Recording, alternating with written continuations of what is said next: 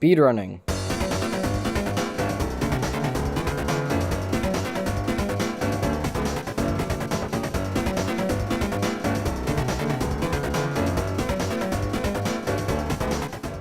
Speedrunning is the act of completing an objective in a video game as fast as you possibly can. Pretty much every game has some kind of speedrun that people can complete, but over the past decade or so, one that shone above the rest is Minecraft speedrunning. But in today's video, I'm going to be showing you a world record so mechanically advanced that it might not physically be possible to beat any faster. And this world record is entirely based around a Minecraft mechanic known as bridging. Bridging is used in day-to-day Minecraft whether you're trying to go from island to island in the end, or play Bed Wars on Hypixel. Over the past year or so, however, Minecraft bridging has become so advanced that the top players in the world are faster than most hacked clients. But before we get into the possibly unbeatable world record, let's first understand the base mechanics of how we got to this point in bridging. Now, telly bridging is a term that almost every player in the Minecraft community knows at this point. And while telly bridging isn't the fastest bridging method anymore, a variation known as speed telly bridging is. Each speed telly consists of going 3 blocks outwards and 1 block up, and when these speed tellies are chained back to back, they become very fast. But similar to telly bridging, the speed could actually be improved by tapping the spacebar for every time the player needed to jump, as opposed to holding the spacebar throughout the entire bridge. If timed perfectly, the spacebar being tapped in a speed telly would save 1 Minecraft tick, also known to be 0.05 seconds, and tap speeds are the fastest bridging method known to Minecraft. Now, on top of the actual bridging method itself, 2 more important factors come into play to getting the fastest possible time. The first one of these 2 is the start of the bridge. For a long time, players like to do a 6-block telly bridge off of the start of their island, that way they could get a lot of distance in a very short amount of time.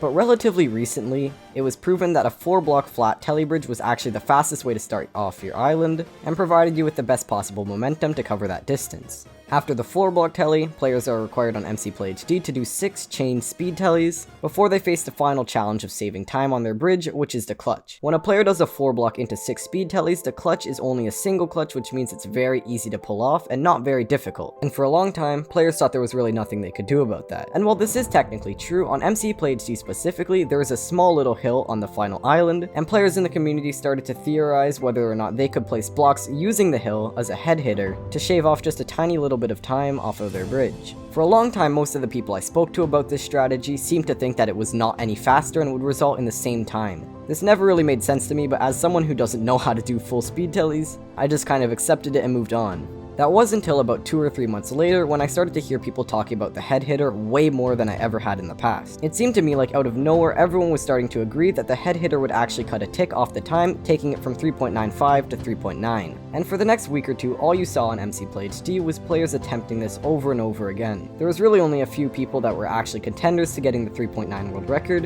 and one day, someone finally did. A well-known bridger named Dugile finally got the 3.9. To say the least, everyone was shocked. Everybody had been talking about this strategy for so long, and seeing somebody actually pull it off was just insane. And over the next couple of days, 2 more very well-known bridgers named 3clicks and Geklo also got a 3.9, making them tied world record holders. And around this time, I started getting really interested in whether or not this is the maximum time any bridger could ever get. So I started doing my research. I actually got most of my information around the possibility of 3.85 from one of the world record holders, 3clicks. I found out that he actually got another 3.9 without the head hitter, which was the first big lead that I had. Instead of using the head hitter to get 3.9, he used another popular strategy of saving time on the start of the bridge, where instead of bridging off the main middle block on your island, you use the slab beside it, which is a block lower and lets you get to the end island a little bit quicker. After learning about this, I was convinced 3.85 was 100% possible because all you would have to do is do a slab and a head hitter. But then 3clicks told me that the head hitter actually doesn't save a full Minecraft tick, it said it only saves you a few pixels of distance, and he seemed doubtful that this would be enough to take the 3.9 to a 3.85 even with the slab start. So it does seem really unlikely that this will ever be used to break the world record, but really a lot has changed over the past year, and what's to say that someone won't figure out a way to make this into an even faster time. Regardless, I wanted to look into seeing if there were any other strategies that would get 3.85, and I did find one. And this strategy was a double head hitter. As you can see in 3clicks' 3.9, the head hitter he uses is only 1 head hitter jump. However, there is enough space on the island to do 2 head hitter jumps, which would make the time 3.85. So once again, without any hesitation, I spammed 3clicks on Discord, wondering if this was a possibility. He brought up an interesting point, saying that the player actually has too much momentum to place these blocks in time for it to actually be useful, and that he didn't think he would be able to do it quick enough to pull off the 3.85.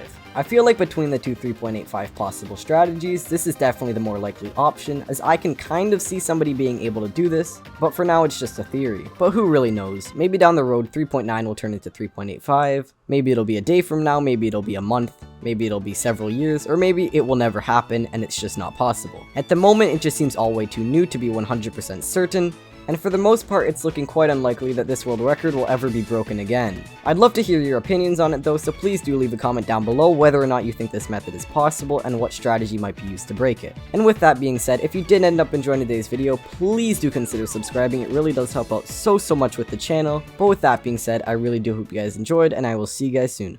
Goodbye.